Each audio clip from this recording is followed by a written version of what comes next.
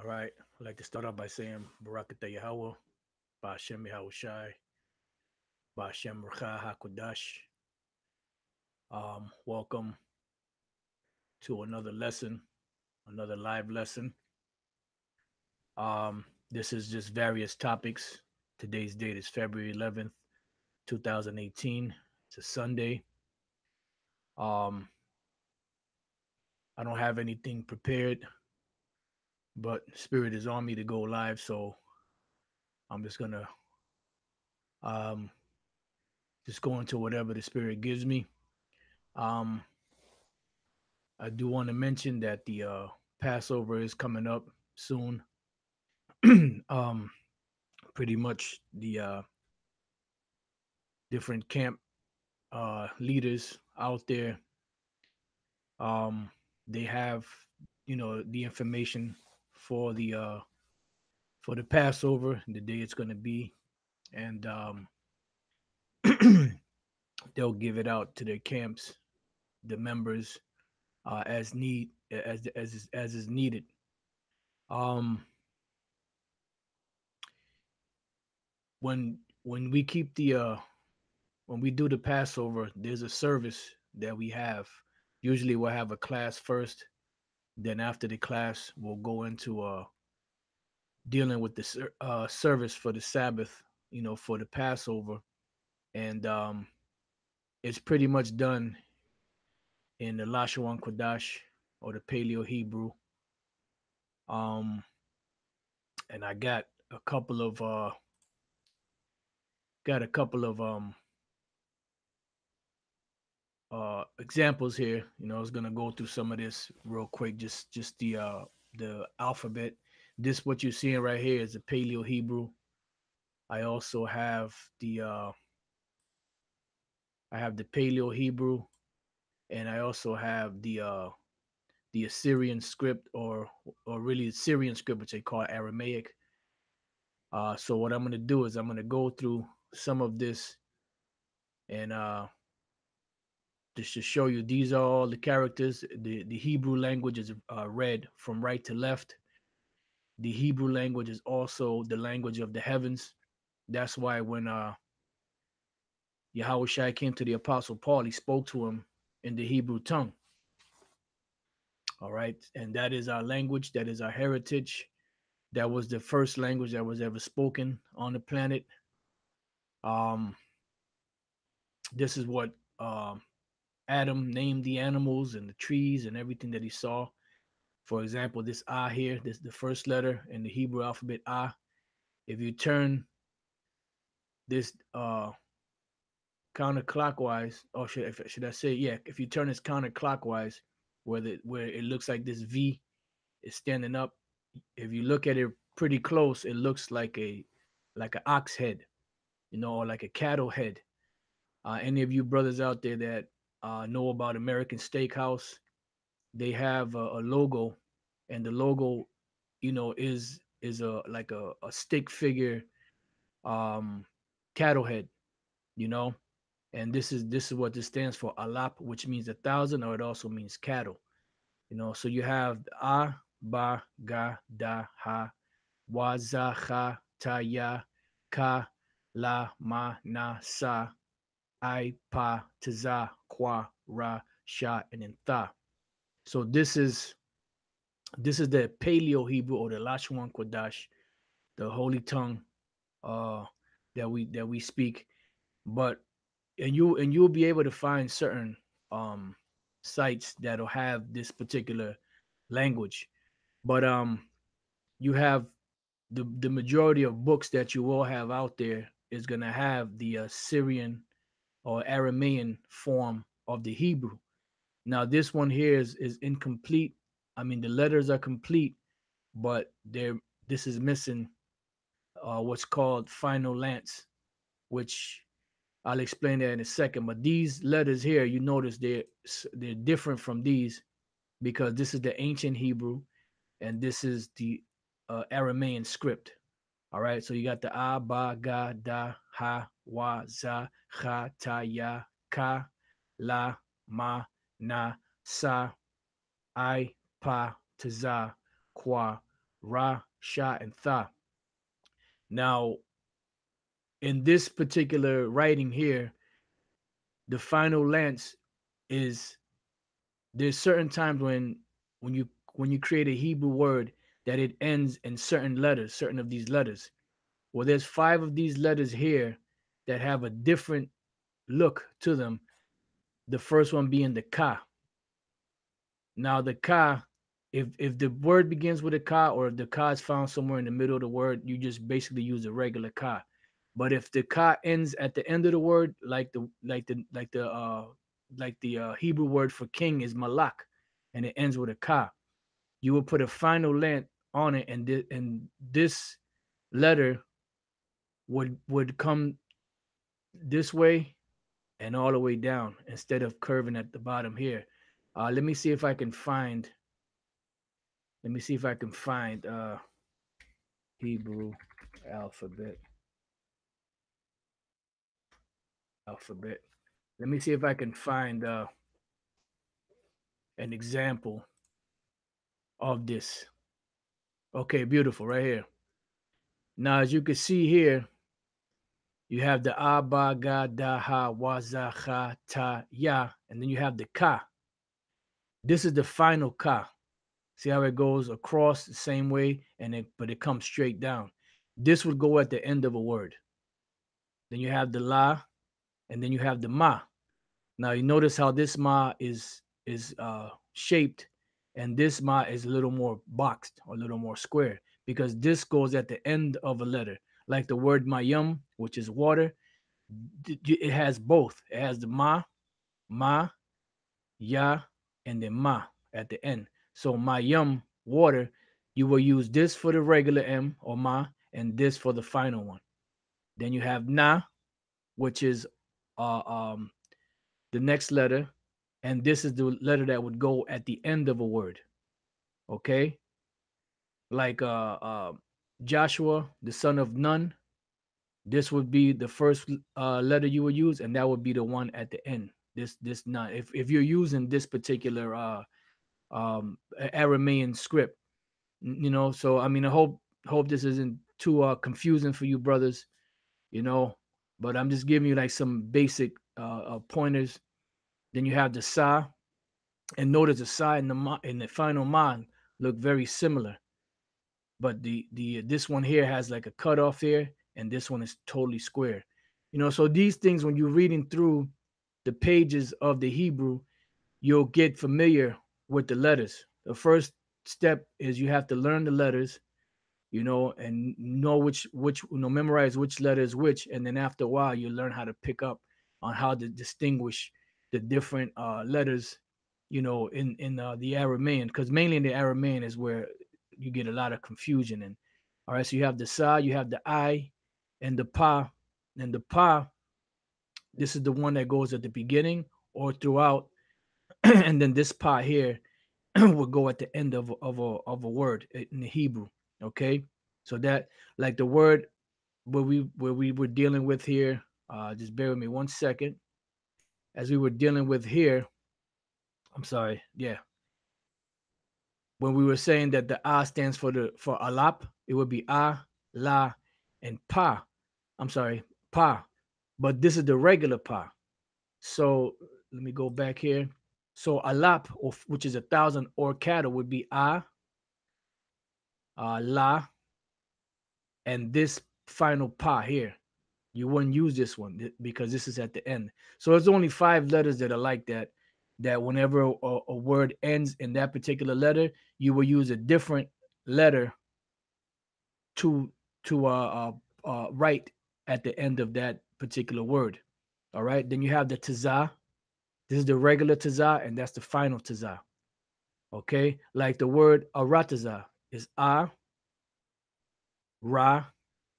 tazah, but this is at the end, so you will put this tazah at the end of the letter or of the word. Okay, so that's the regular tazah, that's the final tazah, kwa ra shata. And once you learn that basic that basic uh, uh concept there, you pretty much will be able to pick up different things when you're reading. All right, So that was, pretty much it on that. I just wanted to go through the Hebrew alphabet right quick. Just show you the difference between the Paleo and the Aramaean. Okay, and this is what we mostly deal with, because the Torahs that we have today are mostly written in this language. You know, this and I just want to just put it out there. First of all, I like to say shalom to the elect, shalom to the hopeful elect out there, and this lesson, when you go into history or when you go into the Hebrew or different things, is boring. It's not controversial, so it's not going to hold the attention of these scoffers much, you know. So if you're here for controversy, you might as well just keep it moving, because this is not that type of lesson. All right. So since I mentioned Yahweh Shai speaking to the Apostle Paul, um, let's go there. Acts chapter 26 and verse 13. Um, Matter of fact, before I read that, I want to go here to the I'm just gonna type in the word Hebrew, right? Which is Genesis 14:13. All right. Genesis 14:13. It says, and there came one that had escaped and told Abram the Hebrew, for he dwelt in the plain of Mamre of the Amorite, brother of Eshcol and brother of Aner, and these were confederate with Abram. So it called Abram the Hebrew. Now the Hebrew language has the name Hebrew, but they also called it the speech of Judah, something along those lines. I can't really remember the Jews' language. I believe this it said, but it's also known as Hebrew. Okay. Now, when you look up this term, this word Hebrew in the actual Hebrew language is Ibar Yah. Now you notice that this is the Aramaean form. It's Ibar Yah, that's Hebrew, which comes from the Hebrew word Ibar. Okay, this is where you get the name Eber from. All right, and the reason why Eber was named that was because he was the patriarch whom the language was kept through. Because when you go back to the beginning, Genesis, the 11th chapter, and I'll start at the first verse, and the whole earth was of one language and of one speech, meaning everybody spoke that same language, you know? So everybody before the flood spoke the same language. That's why they were able to understand each other, to be able to build this tower and be able to be in unison as one. Now, that was your first New World Order. Everybody was speaking the same language. Everybody understood everybody. Everybody had the same goal in mind, was to build this tower so that the flood wouldn't overtake them again. Now, if the Most High was with all people coming together, why did he not allow these people to continue speaking the same language altogether? Why did he confound the language? Because the Most High is not dealing with all people coming together like that. All right. It says, I'm going to jump to the 5th verse. And the Lord came down to see the city and tower, which is children of men build it. And the Lord said, behold, the people is one, and they have all one language. And this they begin to do. And now nothing will be restrained from them, which they have imagined to do. Let us go down and there confound their language, that they may not understand one another's speech. So then when that happened, that's where all the different languages came into being, based off of the Hebrew language. And if you look at all these languages, they all have some form of Hebrew root to them. All right, one of the closest being Arabic, which has a Hebrew in it, because it's a mixture of Hebrew in there. It says, so the Lord scattered them abroad from thence upon the face of all the earth, and they left off to build the city. Therefore is the name of it called Babel. Now the word Babel comes from the Hebrew word Babal, which means confusion. And it was called that because there was all these different languages speaking, and no one understood each other. And that's the reason why the Lord calls America Babylon the Great, because it's that great melting pot with all different languages, on there. They have a term called e pluribus unum, which let me grab that real quick. Let me go to all. Let me see. E pluribus unum. It says e pluribus unum, out of many, one. And it says what? The motto of the U.S. All right. So pluribus is where you get the word plural. Unum is where you get the word one. And E is, no, I guess it's a shortened form of out of many. Okay, I'm sorry, out of, out of. So E pluribus unum, out of many, one. And that's the motto of the U.S. Okay. So you have all these different people that have different backgrounds, different religions, different languages that are all here gathered together in what's known as the melting pot. And that's another term. Let's put in the term melting pot. Let's see what comes up.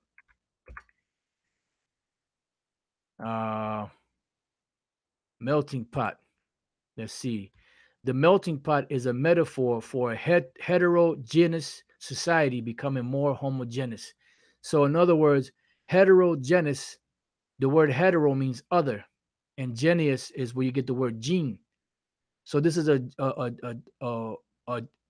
society that has people of different races, right, becoming homogeneous or one nation.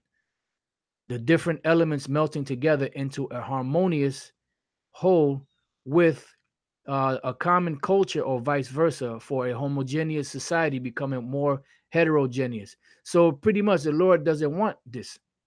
The Lord does not want, and if you look at the picture, it says the melting pot, the great American drama. So this is when you look at or think of the term melting pot, is always is normally associated with America. All right. And that's what you got, the melting pot. And there was, and all nations were supposed to come here. That's why they had what's known as Ellis Island, which is where the Statue of Liberty is, where all these different nations would come to and register themselves there. All right, before they actually came on the soil, on the actual soils of America. That was the first place that they would go to document themselves, so to speak. Okay. It says through the influx of foreign elements with different cultural backgrounds, with the potential creation of disharmony with the previous culture. Historically, it is often used to describe the assimilation of immigrants to the United States. See? So this is why America is known as Babylon the Great. But when you go back to the beginning, matter of fact, before I read that, all right, let me go here to the book of Revelation 17. And I start at 1. And there came one of the 7 angels which had the 7 vials, and talked with me, saying unto me, Come hither, I will show unto thee the judgment of the great whore that sitteth upon many waters. So this great whore is America. Why? Because everyone on the planet, wants to do and be like America, because they want to get that money, they want to make that money, and they want to be like, America. So this is the great whore. And it says that sitteth upon many waters. Now, what are these many waters that it's sitting upon? Well, let's jump down to the 15th verse. And there was another precept that, okay, just bear with me 1 second. It's another precept popped in my head through the Spirit. All right. It says here, and he saith unto me, the waters which thou sawest where the whore sitteth are peoples and multitudes and nations and tongues. So this is that great melting pot. Now there's another scripture in, I believe it's the book of Ezekiel, that kind of is similar to this, but offhand I don't know how it's quoted, but it kind of goes into the waters and the peoples and all that. All right. So this is where we get that term e pluribus unum from, or the great melting pot, which is America. And they're also sitting not just upon all the people here, but also upon the children of Israel, as it states here in Isaiah chapter 14 and Verse 13, for thou hast said in thine heart, I will ascend into heaven. I will exalt my throne above the stars of the Most High. I will sit also upon the mount of the congregation in the sides of the north. And this is another clue that America is this Babylon the Great, because this is North America.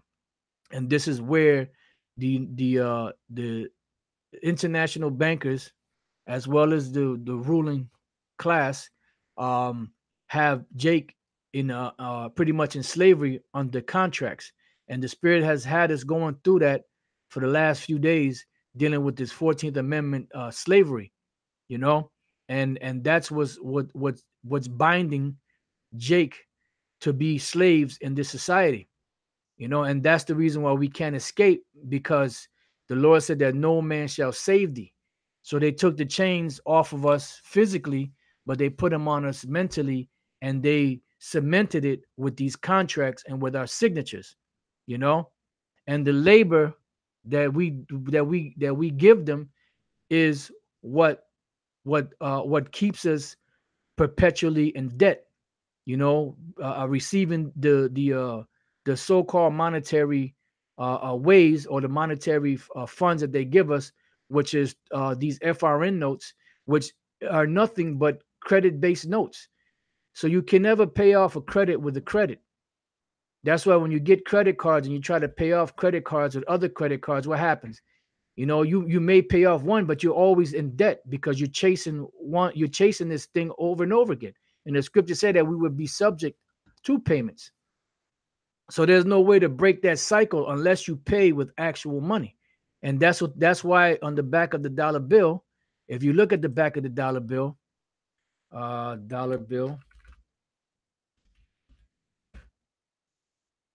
look in the back of the dollar bill. Let me see if they have one here, right here. Let's see if you look at the back of the dollar bill, they have all these different webs. And what happens when you get caught up in the web? You get tangled in and you can't get out of it, you know? And that's what happens. Now, if you look on this, you can't really see it that great here, but if you look, and that right on this one right here, on this little curvature here, let me see if I can make that a little bigger. Let me move it over. It's 2, 3, 4. If you look real good, I mean, this one you can't really see it that great. I believe it's here in this corner where they have an actual owl.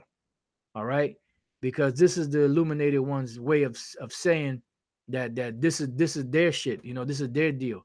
All right, and this thing will trap you up because it's matter of fact, bring this back down. Let me go to Proverbs 2:7. It says, "The rich ruleth over the poor, and the borrower is servant to the lender." So that's the reason why we're in this state, because we're the servants that are we're servants to the ones that lend. You know, they're the ones that give us this debt bearing notes. You know, which is the scriptures call a false balance. You know, and that's why one of the reasons why the Lord is going to destroy them. You know, it also speaks about them using our wages, you know, without really paying us. You know, and that's another reason why we're out there on the highways and the byways cursing these devils out, because they have not paid us for, you know, the labor that our forefathers put here, not just in America. You know, dealing with Jake, Judah, Benjamin, Levi. You have Gad, Reuben, Issachar. Then you have the islands, man. So they've never paid us for all that work they made us to do. And that's the reason why the Most High is going to destroy these devils. All right. So going back to the melting pot thing. All right. So that's the congregation of the north. So these waters on which the whore, this is another clue that this whore is America. And he saith unto me, the waters which thou sawest, where the whore sitteth, are peoples and multitudes and nations and tongues. Now, when you go back to the beginning, which we read in Genesis the 11th chapter, the Lord confounded the language there. because he didn't want all people to come together. And he further went in Deuteronomy 32:8, when the Most High divided to the nations their inheritance, when he separated the sons of Adam, he set the bounds of the people according to the number of the children of Israel, because the Lord did not want all nations to come together. That's why he said he separated the sons of Adam. Okay. So now what he separated them, he gave them their lands, he gave them their portions of land. But then what made the separation even greater, and what made the people of Israel stand out even more, was the fact that he gave us the laws, statutes, and commandments to separate us from fully from these other nations. Because it says that the gods of these nations are idols. No, but the Most High himself is not. Okay, the Most High himself, he is a power of knowledge, and he gave us laws, statutes, and commandments to set us apart from these other nations. That's why it says, when he separated the sons of Adam, he set the bounds of the people according to the number of the children of Israel. For the Lord's portion is his people, possessive. Jacob is the lot of his inheritance. Why? Because he made a promise to Abraham that in him and in his seed shall all the families of the earth be blessed. So this is where the lot ended. That's why the fathers of the promise are known as Abraham, Isaac, and Jacob. All right. So now going back to Genesis, what we're going to do is we're going to go to the 10th chapter. We're going to go to the 10th chapter, and we're going to go to the 21st verse. Okay, because we read before how Abram was called the Hebrew, and we went to the Hebrew word for Hebrew, and it's Ibar Yah, which is another way of saying the language. And then there was somewhere where that actual term Ibar Yah or Hebrew came from. You know, this is the book of Genesis 10:21. Unto Shem also, the father of all the children of Eber, the brother of Japheth the elder, even to him were children born. So now, when you look at the lineage of Shem, Shem was not the actual father of Eber. All right.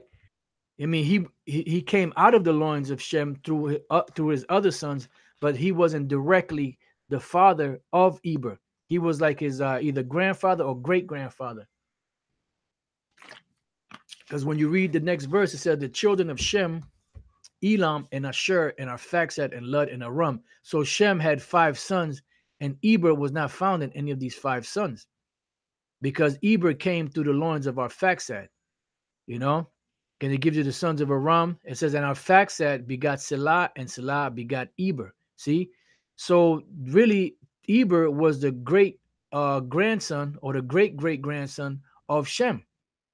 Now, why did it say unto Shem also, the father of all the children of Eber? Was because through Eber was where the chosen line was going to come, and through Eber is where we kept that language. You know, because the word Eber, when you go to it, comes from the Hebrew word Ibar, as you see there. And the word Ibar means from the past. You know, they say the region beyond, you know, which it's used in that sense in some places, but it also means the past. Something that was from the past. All right. I have in the Ben Yehudi, and in the Ben Yehudi, they have it says the word past, you know, as in the past, you know, but I tried to take a picture, or try to show a picture of that before, but it didn't come out too good. So so you brothers that have access to the Ben Yehudi, you know, you could look it up. Just look up the word Ibar, as you see it here, Ibar, and then you'll see that it says past, you know, from the past. Now, why was he named that? Because he was going to keep the language of the past through that line. And when you go through that line, that's why when you go back, okay, then it says, and unto Eber were born 2 sons. The name of the one was Peleg, for in his days the earth was divided, and his brother's name was Joktan. So the line went from Shem to Arphaxad to Selah to Eber to Peleg, Why? Because Peleg, the word palag, means divide. And this is where the division was during his days, was when the Lord confounded the languages, and that's when the division came. But through his line, that's where the promise, the language and the promise chosen line came through. This is going back to Genesis. Let's see.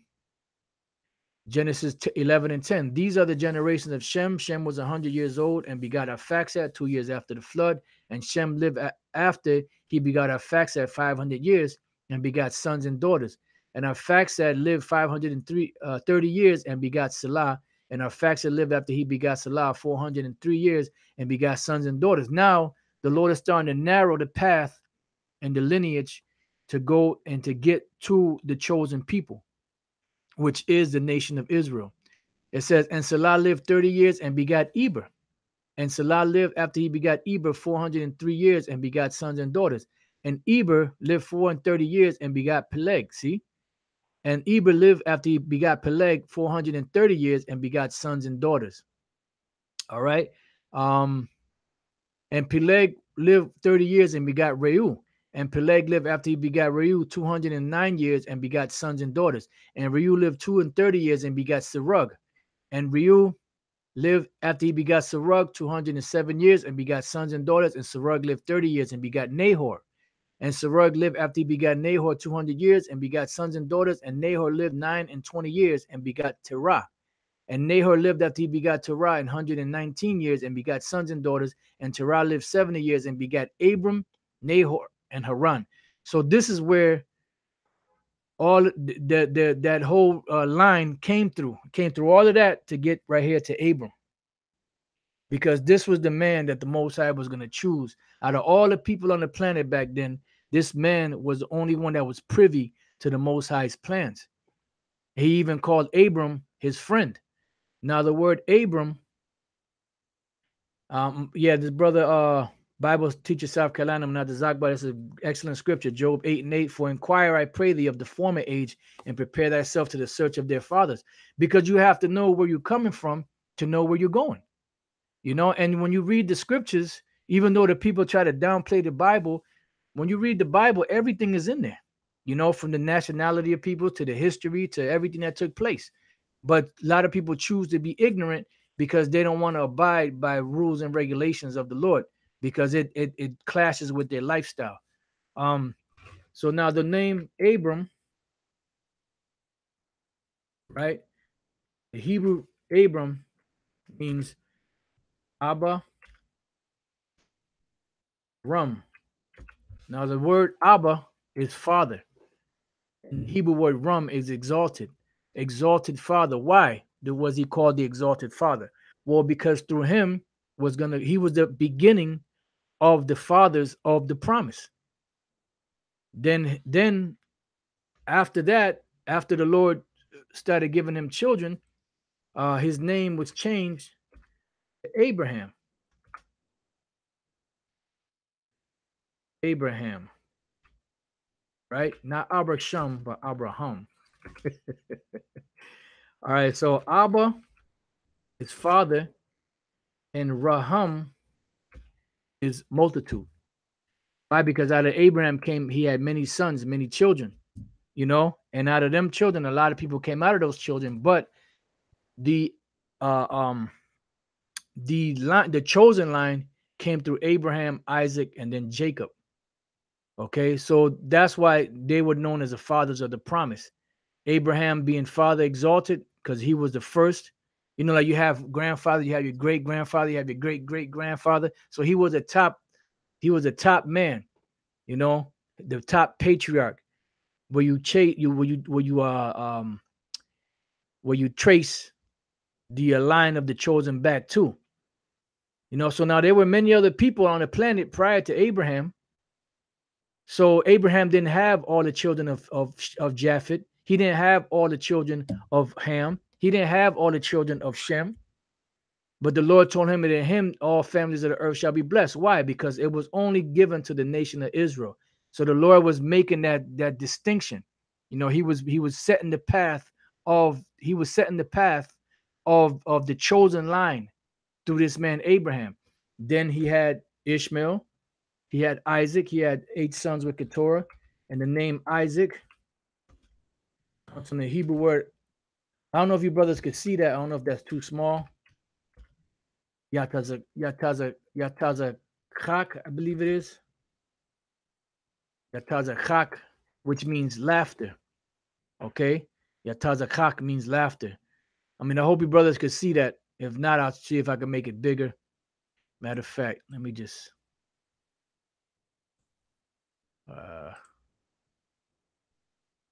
that looks better. All right. So you had Abram, whose name was changed to Abraham. Then you had Isaac, right? So out of all the children of Abraham, the Lord only chose Isaac. Out of all 8 sons, only one was chosen. Then from Isaac, you had Jacob and Esau. And Jacob's name, Yaquab,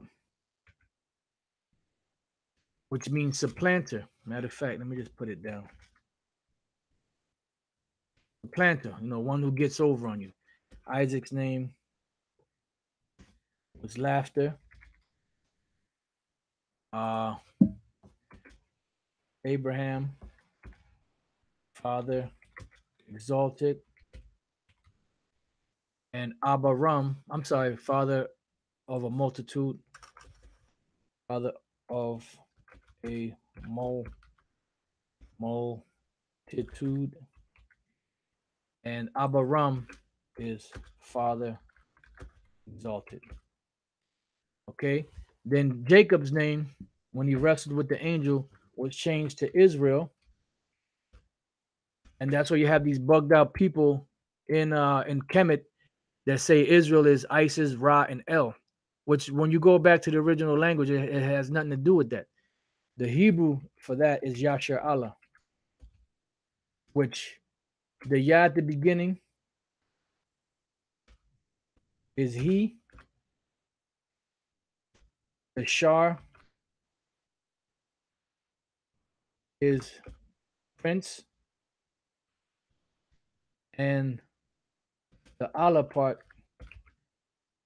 is power or God. Okay, so this is the chosen line of the Lord: Abraham, Isaac, and Jacob. And this is where it ended. And all the children that came out of Israel, which is Jacob, those were the children of the promise that the Lord promised Abraham, that in him all nations of the earth shall be blessed. All right.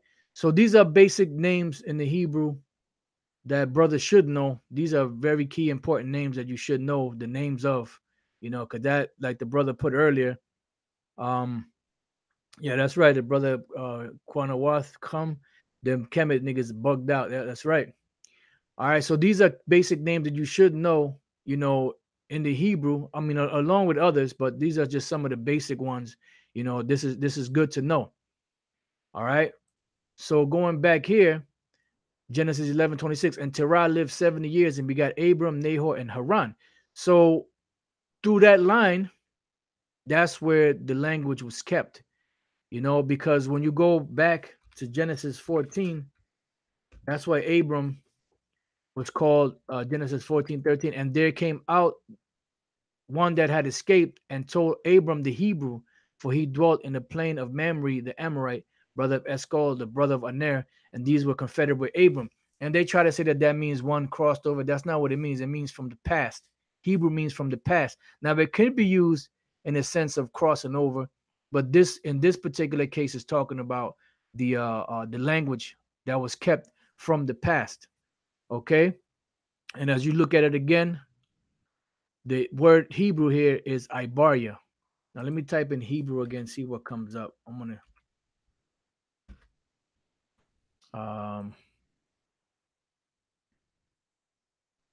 the Hebrew servant, Hebrew midwives to the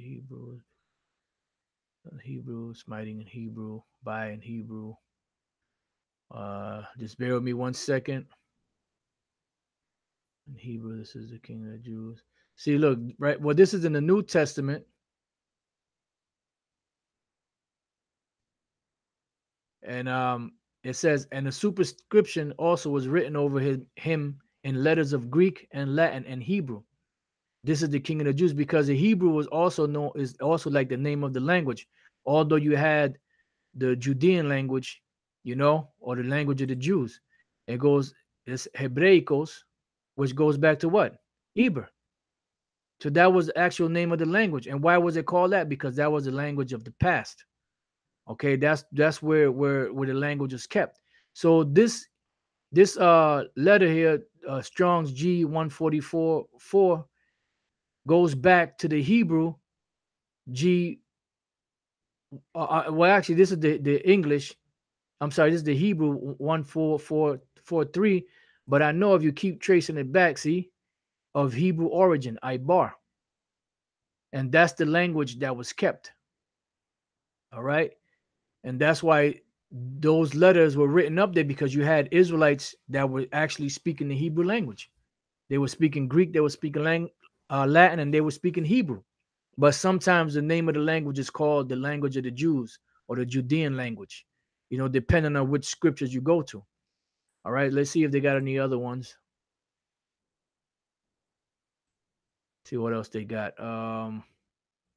Right here, John 5:2. Now there is at Jerusalem by the sheep market a pool, which is called in the Hebrew tongue Bethesda, having 5 porches. So this is the Hebrew tongue, and when you go to that, John 5:2, the Hebrew tongue, the word there is Hebraiste. Strong's G 1447. Hebraisti. Hebraisti. Hebraisti in Hebrew. In an example, in Chaldee, because Chaldean language is basically the ancient name, I guess, or a way of saying the Hebrew also. Hebraistically, or in the Jewish Chaldee language, in the Hebrew tongue. So this is the language that the language of the heavens, and this is also the language that all nations were speaking in the beginning. All right. So let's go back. Let's see what else we could find. This one, John 19:13. When Pilate therefore heard that saying, he brought Yahushua forth and sat down in the judgment seat in a place that is called the pavement, but in Hebrew, Gabbatha. See?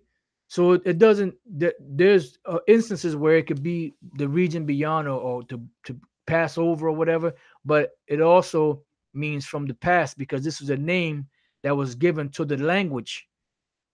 Okay. This is the 17th verse. And he bearing his cross went forth into a place called the place of skull, which is called in the Hebrew Golgotha. All right. And this Acts 22:2. And when they heard that he spake in the Hebrew tongue to them, they kept the more silence. And he saith. So this is the Apostle Paul speaking to the Israelites in their language, in the Hebrew tongue.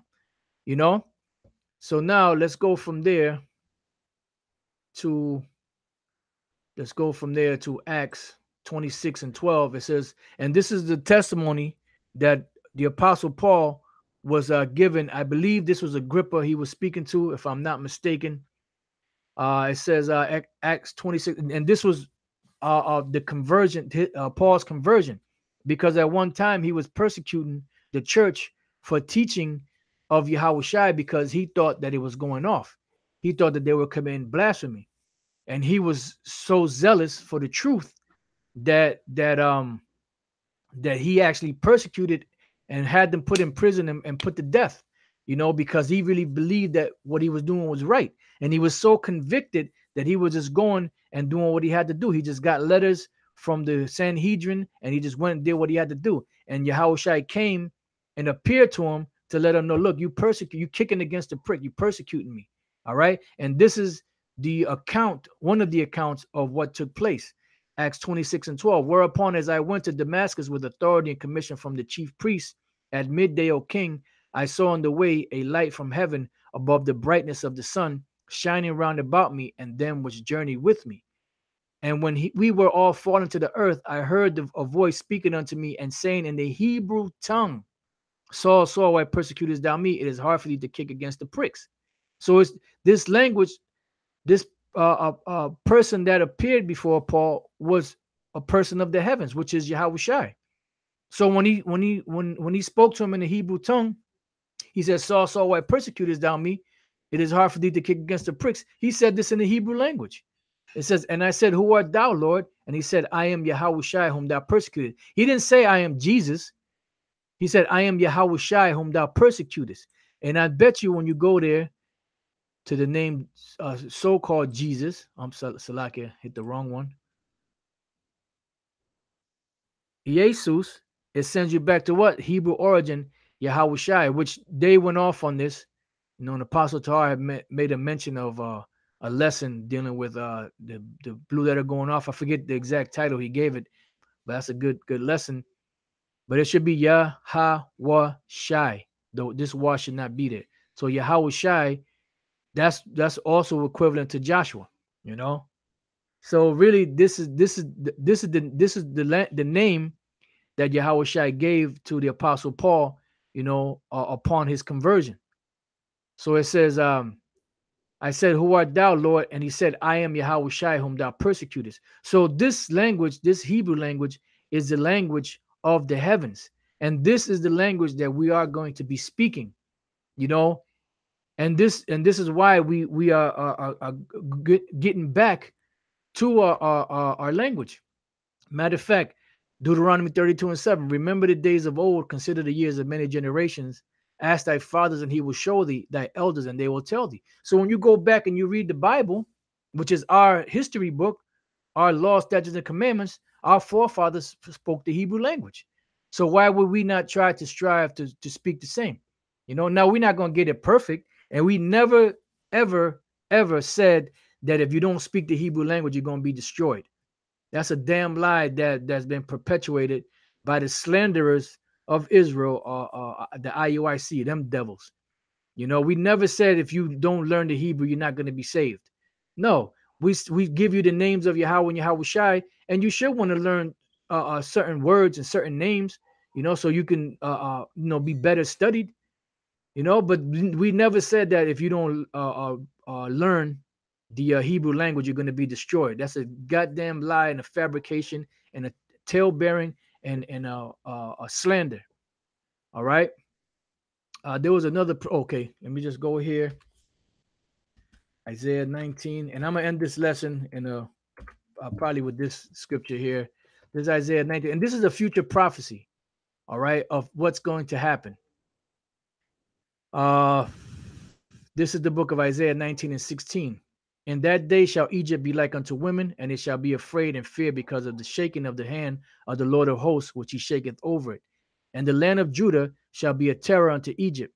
And that's what's happening. See, right now, Jake is these Edomites, these so-called Americans, they're being terrorized by the fact that this word is being spread so much, and Jake is coming back together in unity and not fighting against each other as they had hoped and as they had pushed in their agenda to have Jake go against Jake, you know. But now that we're coming back together, they're upset about that because they know that once we come back together, there's power there. It says, everyone that maketh mention thereof shall be afraid in himself. And these devils, they're afraid, man. That's where we got all these different so-called Christian apologists or whatever the hell they call themselves, trying to come and distort the word because they're nervous. You know, they're afraid. Say, damn, what if what these people are saying is true? All the things that we did to them, you know, we're gonna have to pay for that. And they're saying that within themselves. They're shaking in their boots, man. They're shaking in their panties, man. You know, and the Lord is causing us to come together, bone to his bone, as you read in Ezekiel the 37th chapter. We are all coming back together. You know, all the different tribes, and they seeing this and they're getting nervous. It says, because of the counsel of the Lord of hosts, which he have determined against it. So all we doing is speaking words and coming together and teaching, and they get nervous about this. You know, wait till the Lord give us power. Then they're really going to be shitting in their panties. It says, in that day shall 5 cities in the land of Egypt speak the language of Canaan. And that's what we're coming back to. We're coming back to the language of Canaan. And when you go and you do your research or you search images on the language of Canaan, what do you come up with? the Hebrew, the ancient Hebrew, the Paleo Hebrew, the Lashon Kodash. That's not it. The Lashon, well, that's the other, the Lashon Kodash. You know, that's what it goes back to, the language of Canaan. So that means that the Lord is going to give us the right way to speak the language. Because why would that be prophesied if the Lord is not going to give us the proper language or pronunciation? You know, and this is all through faith. You know, we don't have documents that's going all the way back 2, 3, 4,000 years ago. It said this is exactly how Adam pronounced these particular words. It's through faith that we believe these things. You know, and the scriptures just said it, that the Lord is going. It says, "In that day shall 5 cities in the land of Egypt speak the language of Canaan, and swear to the Lord of hosts, and one shall be called the city of destruction." Now let's see what they have here. Language of Canaan. Yeah, they got it separated, so it's just gonna go back to the Canaanites. Yeah, Lorna. Yep, merchant. All right, so that language of Canaan is what? The Hebrew language, the language that we spoke in the past, the first language that was ever spoken on the earth before the earth was divided and separated into nations and into their different languages. All right. So going back here, it says, "In that day shall there be an altar to the Lord in the midst of the land of Egypt, and a pillar of the or at the border thereof to the Lord." And that's what's happening. You see all these different camps coming together and teaching the word of the Lord. You know, this is Ezekiel 11 and 16, I believe it is. "Therefore say, thus saith the Lord power, although I have cast them far off among the heathen, and although I have scattered them among the countries, yet will I be to them a little sanctuary in the countries where they shall come." And that's why you have so many little camps all over the place. And the Lord did that too, so that these devils couldn't trace everything, because these devils, they like to put everything in a category, in a box. The Most High is outside the box. You can't box the Most High, man. You can't box the Spirit. What the hell is wrong with you people, man? Truly, y'all children of fools, children of base men, trying to figure out the Most High. You got to be out your goddamn mind. It says, "And it shall be for a sign and for a witness unto the Lord of hosts in the land of Egypt, for they shall cry unto the Lord because of the oppressors. And he shall send them a savior and a great one, and he shall deliver them." And that's what we're waiting for. We're waiting for Yahweh Shai to come back and deliver us. So we're speaking the language. We're calling on the name of the Lord. We know that the language of the heavens is the Hebrew, the Lashon Kodash. So the Lord gave us those names back, and that's what we're calling. We're calling on those names. All right. The brother, not the Zakba again. Isaiah 44 and 5. "One shall say, I am the Lord's, and another shall call himself by the name of Jacob." Right. "And another shall subscribe with his hand unto the Lord, and surname himself by the name of Israel." Why? Because we're coming back to our heritage, because we discontinued from it, but now the Lord is bringing us back and stirring up our pure minds by way of remembrance, you know, by opening up our minds to it. All right. And that pretty much is, you know, was the lesson. You know, was mainly dealing with the actual language, you know, the Paleo Hebrew that was kept through the lineage through a man named Eber, who had a son named Peleg or Pelag, which means division or divide, because in his days that's when the Tower of Babel occurred, and the division of all peoples and languages came to pass, and it was named Babel. And that's the reason why America is known as Babylon the Great, because this is that great melting pot of confusion. You know, you have all different peoples and language and tongues coming here because they want to live that American dream, you know. So with that, you know, the water to you brothers, you know, that watched the live lesson, you know, the water for coming through and showing love on the comment boards, you know, the water for the precepts that you brother put up, the water for all the hard work that you brothers are putting out there. You know, your labors are not going to go in vain. You know, Yahweh Bashem Shai will reward you, as he will reward all of us that continue on to the end. Just keep on fighting, brothers. We almost out of here. 2018, the year of prophecy. You know, it's go time. It's go time. It's go time. So let's go. All right, brothers. Shalom. Much love to all of you brothers, man. That's digging deep and digging in them trenches and bearing the heat of the day, bearing the cold, and all of that, man, for the sake of Yahweh Bashem Yahushai and the kingdom that He promised us. So with that, I'd like to say shalom to you, brothers.